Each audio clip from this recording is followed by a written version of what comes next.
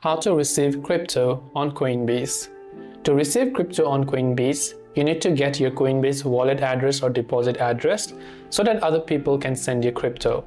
Now, to do that, launch the Coinbase app and log into your account. Tap on the three lines icon located at the top left of the screen, which is normally called a menu icon. Once you're here, you'll find all these options. You'll find this arrow pointing downward icon that says Receive. Tap on the Receive option. Now select the asset that you want to receive. So you'll find all the assets that you own. Otherwise, you can also simply go ahead and then search for it. Once you go ahead and search for it, you'll be able to see your account. And once you select that, you'll be given a QR code and a random letter of numbers.